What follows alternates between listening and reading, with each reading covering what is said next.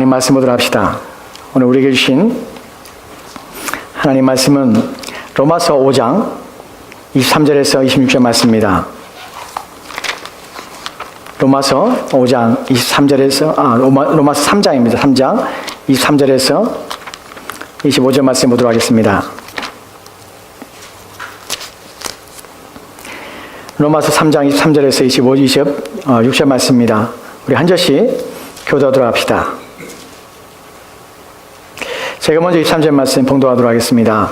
모든 사람이 죄를 범하였음에 하나님의 영광에 이르지 못하더니 그리스도 예수 안에 있는 성령으로 말미암아 하나님의 은혜로 값없이 이루를 하시는 이 예수를 하나님이 그의 피로써 믿음으로 말미암은 화목제물로 세우셨으니 이는 하나님께서 길이 참으시는 중에 전에 지은 죄를 간과하심으로 자기의 의로우심을 나타내려 하심이니 모든 기대에 자기의 의로우심을 나타내사 자기도 의로우시며 같이 예수님을 부럽다 하리라 하시니라.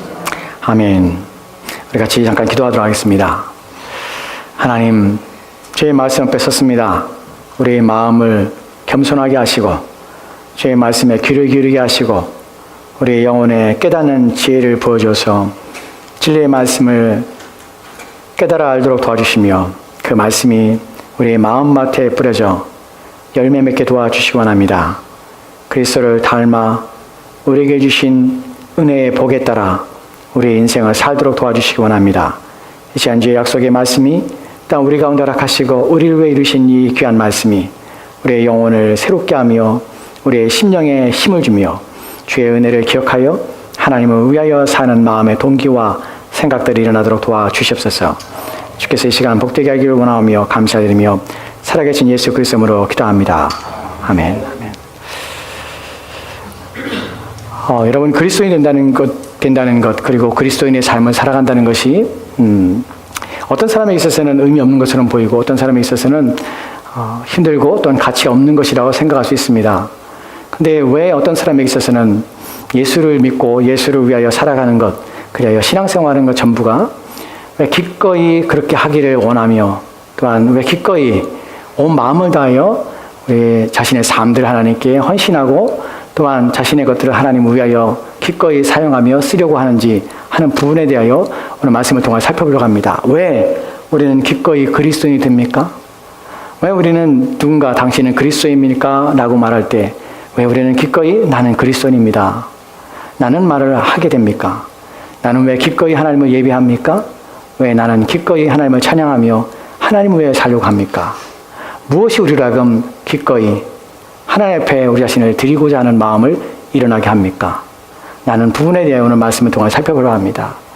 신자의 삶이 세상 사람들에게 있어서는 그렇게 아름답게 보이거나 또한 매력 있지 않습니다.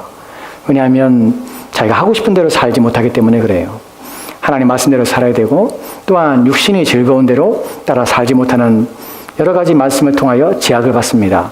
그 신자의 삶, 그리스도의 삶, 참된 하나님의 사람의 삶은 매력이 없고 또한 멋있어 보이지도 않을 뿐만 아니라 또한 아름답거나 선해 보이지도 않습니다. 그런데 불구하고 왜 그런 매력 없는 신자의 삶을 누구는 기꺼이 그렇게 살려고 몸부림치며 왜 기꺼이 그렇게 살려고 하나님 앞에 기도하며 자신을 변화시켜달라고 애를 쓰며 그렇게 하나님 앞에 매달리는 것일까요? 왜 신앙은 이렇게 어떤 사람에게 정말 매력적이고 정말 아름다우며 정말 선하며 정말 따르고 싶으며 왜 이렇게 우리 마음을 다 빼앗아가는 것일까요? 하는 것을 오늘 우리가 하나님 말씀을 통해 살펴볼 것인데 그것은 하나님의 사랑입니다. 오늘 하나님의 사랑이 어떠한지를 우리가 말씀을 통해 살펴보려고 합니다. 하나님의 사랑이 어떻게 사람을 감동하고 어떻게 하나님의 사랑이 우리를 하여금 기꺼이 자신의 인생 전체를 하나님께 드리면서 자신이 손해보고 있다는 생각을 하지 않게 만드는지 어떻게 기꺼이 자신의 삶을 그렇게 내려놓을 수 있는지 하는 부분에 대하여 하나님의 사랑이 어떻게 우리를 감동시키고 우리의 마음을 움직이는 대하여 살펴보려고 합니다. 2010년에 한국에서 센세이션을 일으켰던 책이 하나 번역돼서 출간되게 됩니다. 그 책의 이름은 정의란 무엇인가라는 책이에요. 여러분 제목은 읽어보실지 모릅니다. 또 혹시 읽어본 사람이 있을지 모릅니다. 그 책이 지금 제가 알기로는 정확히 알지 못하지만 한 300세가 넘게 인쇄된 걸로 알고 있습니다. 여러분 책을 한 권 내는데 한 번 낼 때 그것을 1쇄라고 합니다.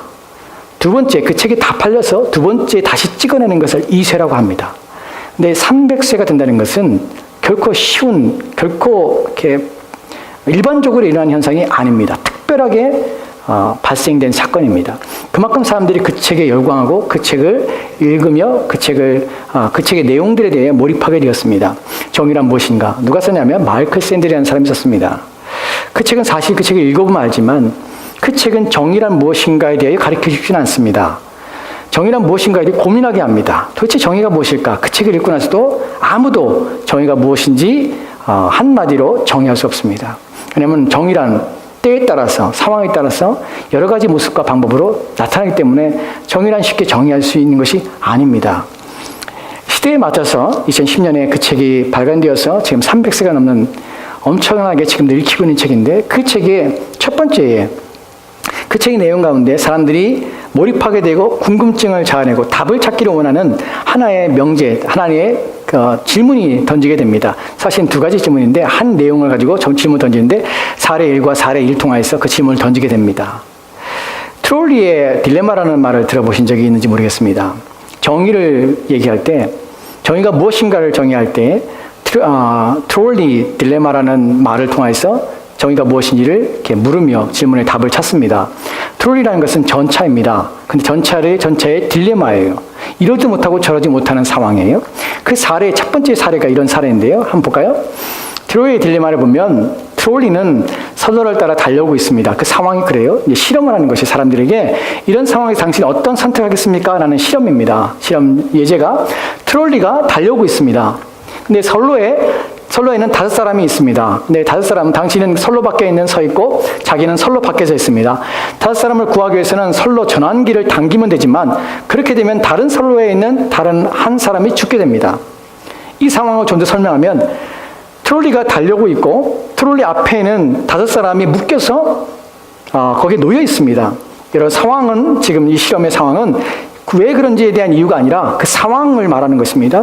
5사람이 묶여 있습니다. 그대로 두면 이 트롤리가 달려와서 5사람은 죽게 됩니다.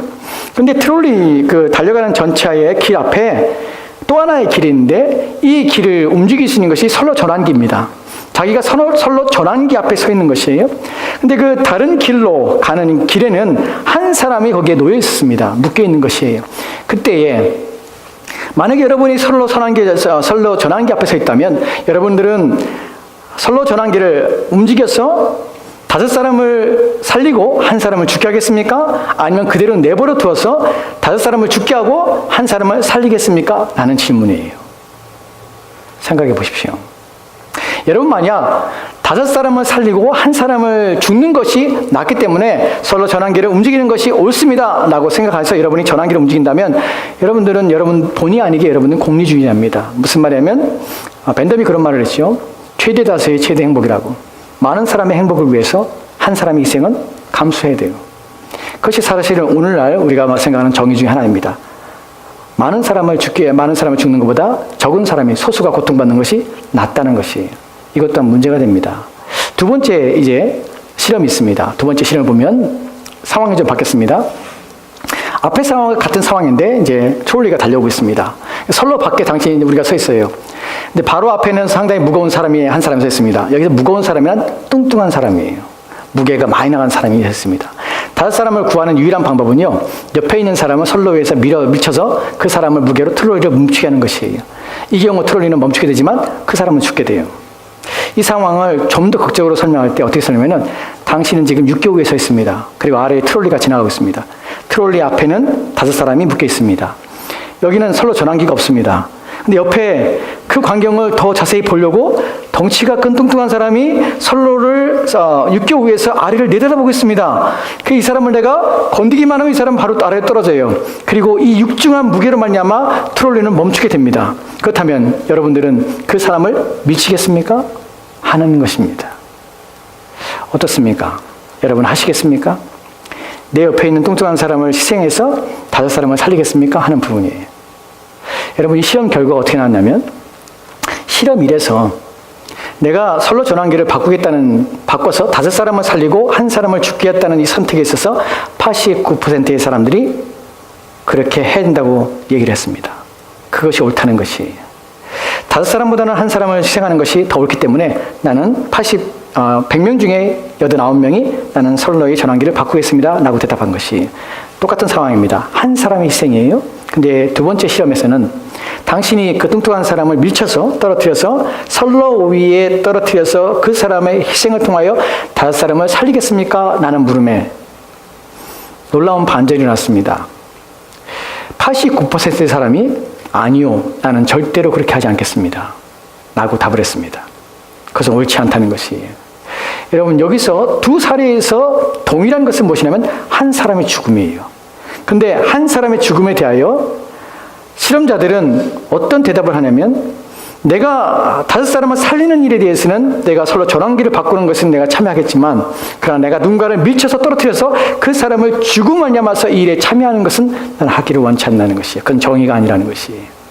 왜 그럴까요? 이 실험의 결과 속에서 사람들이 가지고 있는 정의란 무엇인가 하면 내가 정의라고 이끌 때 내가 죄책감을 느끼지 않는 것은 내가 직접 누군가의 죽음에 내가 참여해서 직접적으로 누군가를 죽는 일에 내가 참여해서 그 죽음에 이르게 하는 일에 내가 행해서 가담할 때에 사람들은 죄의식을 느낍니다. 그래서 하지 않는 것이에요. 왜 이 얘기를 하냐면 여러분, 죽음이라는 것에 대해 오늘 생각해 보려고 하는 것이에요. 만약에 이것을 3번째 실험으로 바꿔서 좀 더 설명해 볼게요. 5사람이 누워있고 트롤리가 달려오고 있습니다. 그리고 한편에 다른 길에는 1사람이 누워있는데 그 아이가 내 아이입니다. 5사람은 내가 누군지 이름도 몰라요. 남녀인지 노인인지 아이인지 모릅니다. 트롤리가 그냥 지나가면 그냥 내버려 두면 5사람이 죽습니다. 만약에 내가 트롤리에 5사람을 살리기 위해서 내가 선로 전환기를 변형시키면 내 아이가 죽습니다. 어떻게 하시겠습니까? 여러분 어떻게 하시겠습니까? 5사람의 죽음을 보면서 내버려 두시겠습니까? 아니면 선로를 바꿔서 내 아이를 살리겠습니까? 4번째 실험입니다. 만약에 트롤리가 달려오고 있습니다. 달려오고 있는데 그 달려오는 길에 내 아이가 놓여 있습니다. 피하지 못합니다. 근데 나는 선로 전환기 앞에 서 있습니다. 선로 전환기를 당기면 그쪽에는 많은 사람들이 그쪽에 있습니다. 많은 사람들이 죽습니다. 거기에 있는 대부분 사람들이 죽습니다.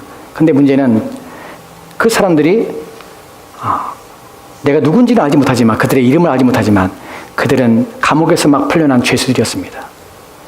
감옥에서 풀려서 어떤 형벌을 받았는지 모르지만 감옥에서 풀려난 죄수들이 그곳에 다 묶여 있는 것이에요. 여러분의 자녀를 살리겠습니까? 감옥에서 어떤 형벌을 받았는지, 그들이 사형 선고를 받았는지, 어떠한 형벌을 받았는지 모르지만 그들이 있습니다. 여러분은 선로 전환기를 변환시키겠습니까? 아니면 그냥 자신의 아이를 여러분 살리겠습니까? 이 이야기가 왜 오늘 제가 여러분에게 말씀을 드리냐면 우리는 만약 그 상황에 있다면 여러 가지 생각을 하게 될 것입니다. 근데 그 상황에서 내 아이의 죽음과 또한 다른 사람의 죽음과 또한 죄인들의 죽음에 대하여 생각할 때 우리는 당연히 내 아이를 살리기 위해서 전환기를 대부분 돌릴 것입니다. 움직일 것입니다. 그 상황 속에서 여러 가지 생각이 들겠지만 자신이 알고 있는 가까운 사람을 살리기 위해서는 우리는 어떤 일도 행할 수 있는 것이 사람의 마음이기 때문에 그렇습니다. 이것이 오늘 제가 설명하고 있는 내용의 핵심 부분입니다. 이 비유가 하나님이 자신의 아들을 죽게 하는 일에 있어서 완전하게 여러분에게 이해시키며 또한 그 모든 것들을 설명해 줄 수 있는 비유는 아닙니다. 그런데 우리는 자신과 가까운 사람, 자신의 자녀를 살리기 위해서는 다른 사람의 희생을 할 수도 있지만 그러나 또한 다른 사람의 죽음에 내가 직접적으로 간섭하고 개입하는 것에 대해서 많은 사람들은 그것을 죄입니다. 누군가의 죽음을 몰아넣는 것은 옳지 않습니다. 라고 하는 것에 대하여 하나님께서는 하셨다는 것입니다. 누구도 원치 않는 타인의 죽음에 대하여 하나님은 그것을 원하셨고 또한 그렇게 하셔서 자신의 아들을 죽게 하셨다는 사실입니다. 이것이 오늘 우리가 읽은 말씀의 핵심적인 부분입니다. 모든 것을 설명하는 것이 아닙니다. 이 비유는. 그러나 중요한 핵심은 그것입니다. 하나님께서는 우리가 원하지 않는, 우리가 행하지도 않을, 우리가 그렇게 하면 안 됩니다 라는 일들을 하나님께서는 행하셨다는 사실입니다. 그래서 우리 하나님의 사랑이라고 표현하는 것입니다. 오늘 로마서 3장 23절 말씀을 보도록 합시다. 23절 말씀에는 이런 상황입니다. 같이 읽을까요? 같이 읽겠습니다. 시작. 모든 사람이 죄를 범하였음에 하나님의 영광이 이르지 못하였더니. 아멘.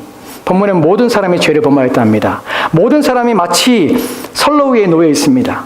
선로 위에 놓여 있는데 이 모든 사람은 어떤 사람이냐면 다 사형 선고를 받은 사람입니다. 그리고 한편에는 나의 아들이 놓여 있다면, 여러분들은 사형 선고를 받아 죽어 마땅한 사람, 언제 죽을지 모르지만 죽어 마땅한 사람들을 살리기 위해서 선로 전환기를 바꾸시겠습니까? 아니면 여러분의 죄 없는, 여러분의 사랑하는 여러분의 자녀를 죽음을 내버려 두시겠습니까?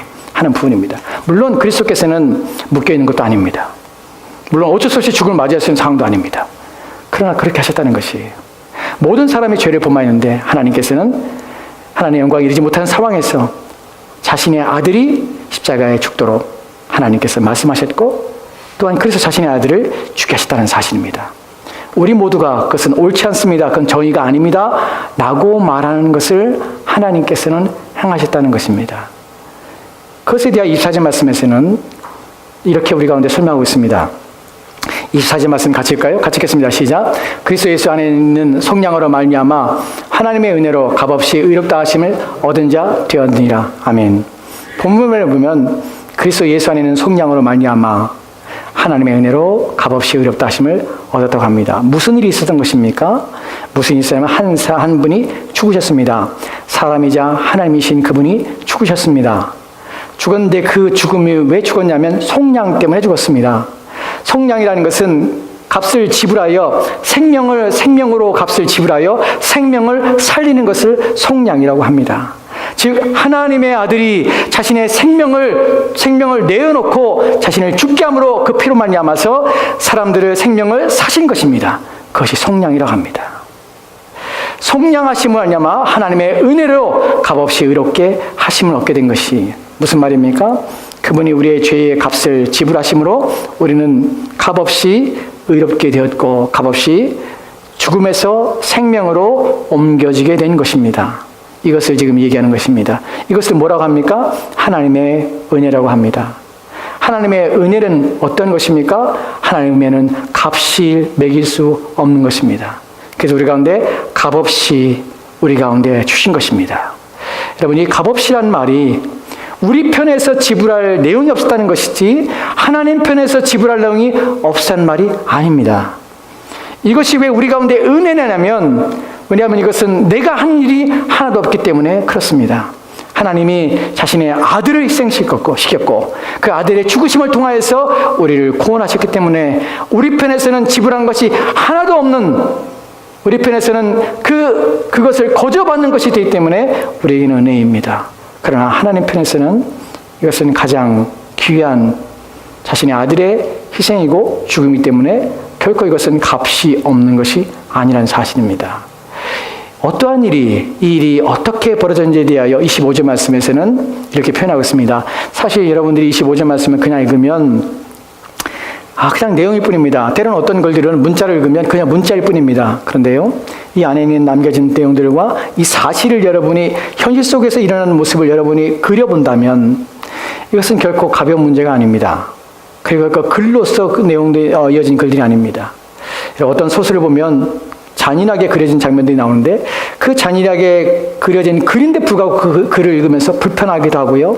때로는 그 글들 때문에 때로는 너무나 잔혹해서 그 글들을 못 읽어 내려갈 때가 있습니다. 왜 그럴까요? 그려보기 때문에 그래요. 그것을 머릿속에서 상상해 보기 때문에 그래요. 여러분, 이것을 여러분 머릿속에 상상해 보십시오. 어떤 일이 벌어진 것입니까? 이 예수를 하나님이 그의 피로써 믿음 말미암은 화목제물로 세우셨다고 합니다. 여러분, 여기서 세우셨다는 것은 공개적으로 드러나도록 알리셨다는 말입니다. 누구를요? 자신의 독생자이신 예수 그리스도를 하나님께서는 공개적으로 죽음에 처하게 하셨다는 사실입니다. 이 부분이 얼마나 중요한 부분인지 모릅니다.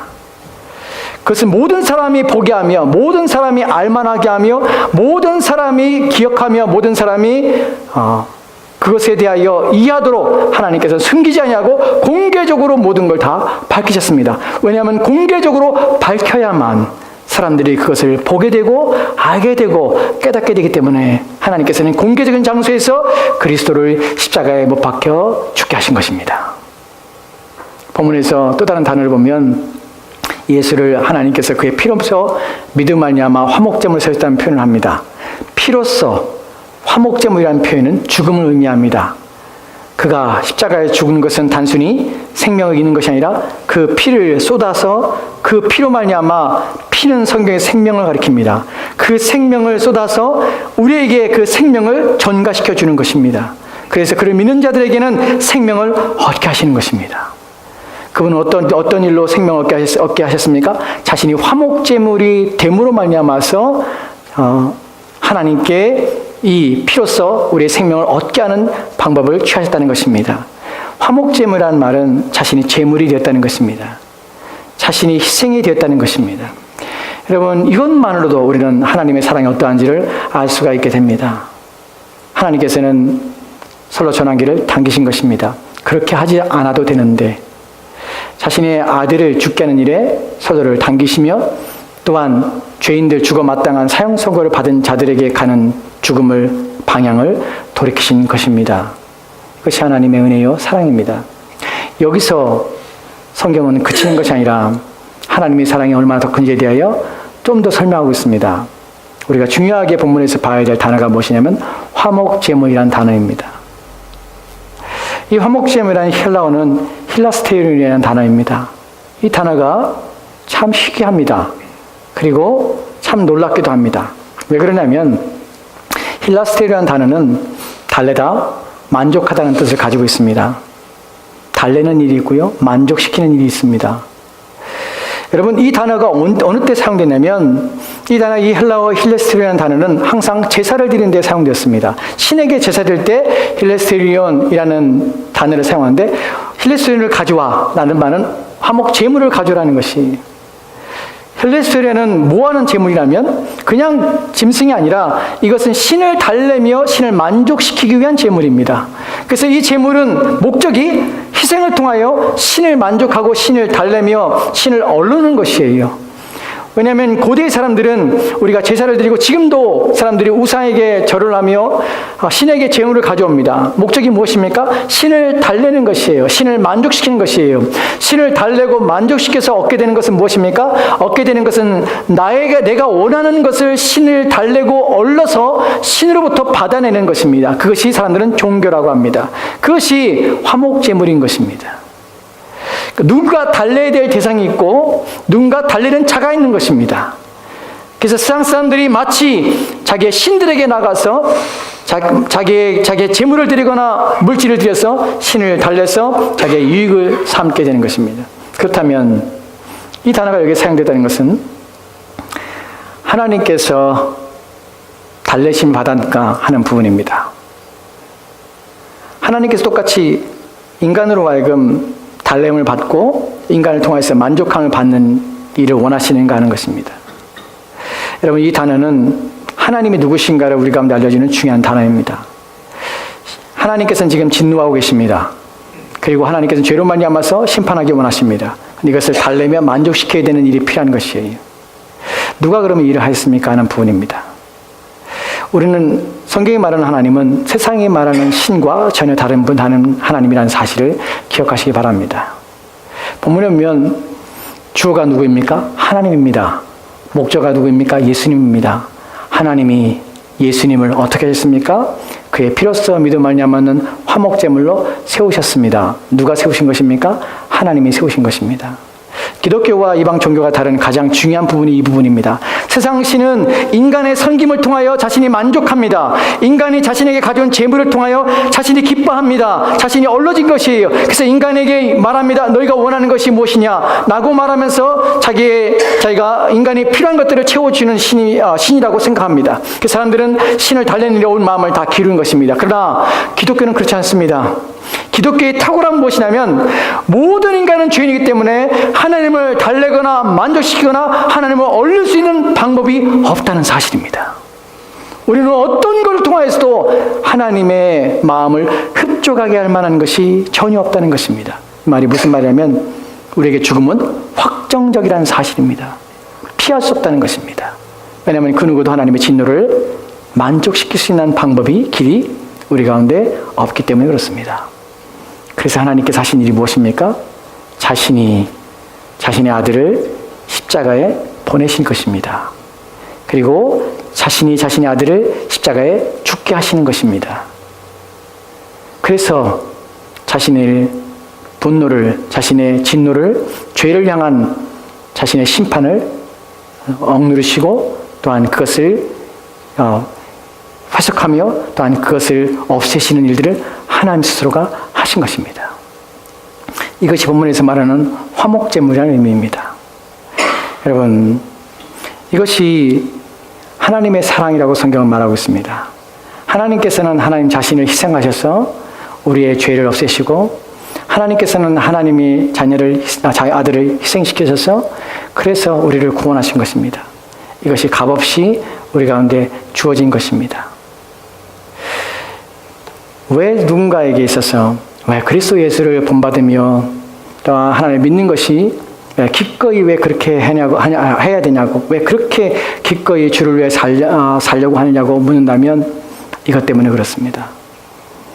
우리가 감당할 수 없는, 우리가 행할 수 없는, 우리가 어떤 것도 할 수 없는, 우리는 죽음이 확정적인 우리에게 자신의 아들을 죽여서 우리를 살리신 그 사랑 때문에 자신이 아들을 통하여서 자신의 진노와 또한 심판을 스스로 해결하신 하나님 앞에, 그래서 우리를 여전히 사랑하시고 우리를 구원하신 그분 앞에 우리 자신의 인생을 드리고 삶을 드려 사는 것이, 그것이 나음을 하기 때문에, 그것이 옳은 것을 하기 때문에 기꺼이 하나님의 자녀로서 그리스도인다운 삶을 살려고 애를 쓰게 되는 것입니다. 이것이 성경이 말하는 사랑입니다. 우리는 죽음에 대해 잘 이해를 못합니다. 우리 옆에 놓인 것이 무엇인지 잘 모릅니다. 그래서 사실은 이런 말씀들이 우리 가운데 피부로 와닿지 않아요. 이것이 사실로서 머릿속에 그려지지 않아요. 왜냐하면 우리 가운데는 죽음에 대한 두려움과 공포감을 한 번도 경험한 적이 없기 때문에 그래요. 우리가 가끔 경험하는 것은 장례식에 갔을 때, 내가 모르는 타인의 죽음 앞에 섰을 때 인생은 저렇게 가는 것이구나 라는 생각밖에, 우리는 죽음을 그렇게 대하는 것밖에 우리는 경험하지 못합니다. 여러분, 죽음이 얼마나 공포스럽고 인생의 노인이 죽음이라는 것이 얼마나 사실적이고 현실적이냐면, 죽음이 어느 날 갑자기 우리의 문 앞에 섰을 때 우리는 그때야 죽음의 공포가 무엇인지, 두려움이 무엇인지, 우리를 구원하신다는 것이 무엇인지를 그때야 이해하게 됩니다. 죽음 앞에 선 사람이 있었습니다. 갑작스런 죽음 앞에 서서 공포에 떨어서 사시나무에서 떠는 자기의 몸을 보고, 또한 멈출 수 없는 자기의 심장의 박동소리 때문에 또한 머릿속은 텅 비어져 버리고 그리하여 큰 질병이 걸리게 된 사람이 있습니다. 도스토옙스키가 바로 그 사람입니다. 그 사람이 황제를 반역하는 무리에 잠깐 가담했던 적이 있습니다. 그러니까 잡혔어요. 잡혀서 이 사람이 시베리아로 유배를 떠나게 됩니다. 시베리아 유배를 떠나서 8개월 동안 감옥에 갇혔습니다. 그리고 도스토옙스키는 8개월 동안 감옥에 갇혔으니까 곧 풀려나겠지 생각했습니다. 왜냐하면 자기가 가담한 죄가 그렇게 크다고 여기지 않았습니다. 그리고 8개월이 지나 어느 날 그 감옥에서 풀려나게 됩니다. 간수가 찾아와 문을 열고 그와 함께 감옥에 있던 사람을 불러냅니다. 그때 도스토옙스키는 내가 이제 풀려나는구나 하고 자유의 몸이 되었구나 하고 기뻐하며 나옵니다.